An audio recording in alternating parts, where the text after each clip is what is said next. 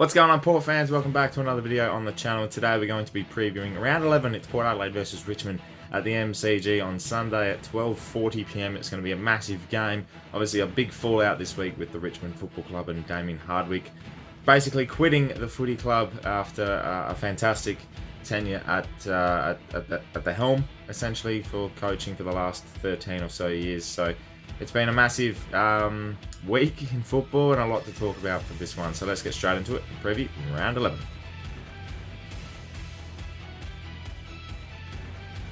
Yes, so Damien Hardwick has quit Richmond. He won't be coaching this weekend against Port Adelaide. It'll be Andrew McQualter who'll be taking over and essentially coaching the side for the short period of time while they don't have a coach. And I think he's going to be the takeover, the short term for the rest of the year. And it's one of those things where you get the replacement coach the week after, and all of a sudden the team comes out flying. And we know the record where, you know, if you have an interim coach come in, you win the next game, or you're very close to. So by all means, this is going to be one of those games where Port Adelaide have to be at their best to really make sure that we do get the 4 points here. And it's an important game for Port Adelaide too, because you come off such a big win, such an emotional win against the D's in such a tiring and aggressive game, one of the games of the season. And to win that by 4 points and really be on the back foot, and to come into this week, you know, you're playing against a Tigers outfit that hasn't been great. They've had a couple of good wins here and there, but they're not really in contending positions. And you know, after everything that's happened with them, they've had an emotional week this week. They want to come out and make a bit of a statement for their fans and for their football club, because they're in that position now without a coach, and Damien Hardwick stepping down effective immediately. So it's going to be a game that makes me more nervous than last week, and that's purely because of this reason. I don't want us to come into this one thinking, well, we've got confidence and belief in our own, in the way we're working at the moment, and I've got fluff in my hair. I don't know why that is, but yeah, I don't want us to come into this week a bit flat-footed. It's happened before, and especially playing at the MCG, it's the Tigers' turf.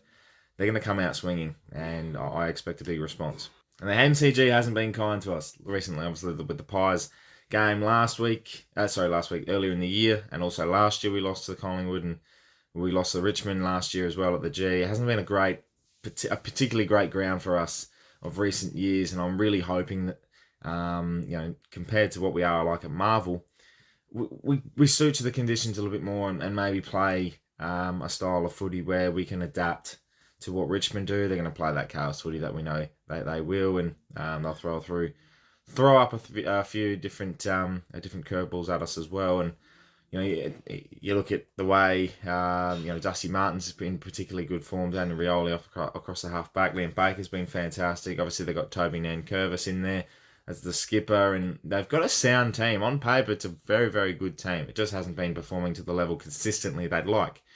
So now they come into this week, and they effectively have a lot to prove. And we come in this week, not so much a lot to prove, but we come in wanting to get that win streak continuing. 8 wins on the trot would be the equal most in our essentially history when it comes to winning AFL games in a row. 8 in a row would be equal, and you know, it sets us up nicely if we can get this win as well, because you go into next week, play the Hawks. You know, it's a very winnable game. It should be a game you win. You make it 9 in a row, and then before the bye, we go the Dogs and then the Cats.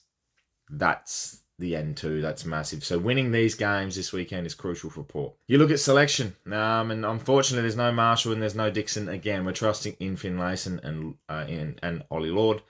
And in comes Rioli, who's going to be, you know, very helpful up forward. I think Francis Evans goes out, and that's going to be a key factor for us in making sure that we can get the job done. And him kicking a couple of snags. You know, I think we obviously had a lot of smalls last week kick goals. Finlayson's going to have to be on the ball. Ollie Lord's going to have to have more development and really make sure that he contributes again nicely. He did very well last week. I thought his competitive nature was very, very good, and he needs to bring that again this week. Unfortunately, Boak is out, which I'm not happy about, trust me. But obviously, keeping his body sound and having a bit of soreness, you don't want to risk that. And another big hit, you just don't know what will happen. And as well as Francis Evans goes out, Tom Jonas comes out as well. So Jackson Mead will stay in. as the sub, which he'll come into the 22, which means you're not sure exactly who will be the sub in this instance. Maybe it'll be Lockie Jones, who's also come into the team for that bit of extra aggressive pace and nature. Maybe that helps out a little bit more. I'm not quite sure. Maybe a Jed McEntee maybe goes to sub. He had an off week last week, and whilst he's been very, very good, and he's been one of my personal favourites, maybe just giving him the sub job, just gives him a bit of a reset essentially. I'm not sure how they'll work that one, but there's a few options there. But I think with selection, they probably got it pretty right. I love the idea of Hugh Jackson possibly making a debut and naming him as an emergency. Burgoyne's an emergency as well. So is Teakle, which means there could be a possibility that a tall is quite sore, and we don't want that because that tools at the moment are very precious. And if they get injured, oh boy, we're in trouble. So for my tip, I'm tipping Port Adelaide. I think we'll get the job done. This is going to be one of those close games. You just know it. It's going to be one of those between 5 to 13 points type situation where we're just hanging on. It's a cliffhanger. It's going to be one of those. We haven't won too many close games against the Tigers, which is an interesting factor because they haven't won a close game in ages. Like their last 12 games by less than 2 goals, they've lost. Like they don't. They choke really well apparently. Looking at last week against the Bombers.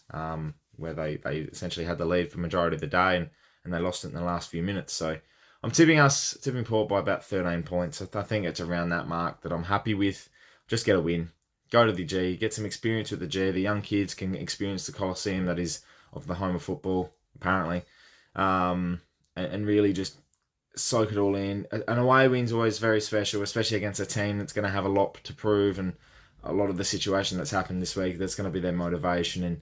And I think for us, it's just making sure we get the job done. All this talk about Ken Hinkley and everything like that with the coaching aspects, put it all into football. Go get this 8th win on the trot, and let's set ourselves up for a massive dub. So thank you very much for watching this quick preview, Port fans. I'm sorry the preview's been late this week. Just a lot has happened during the week, and I haven't been able to get to it.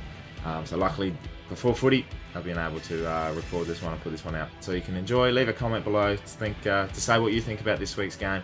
I'm very much looking forward to seeing what Port Adelaide can produce at the MCG. Thank you very much for watching. Make sure you subscribe to the channel if you're new for plenty more Port Adelaide and AFL content to come your way. My name's Anthony, and as always, Cante.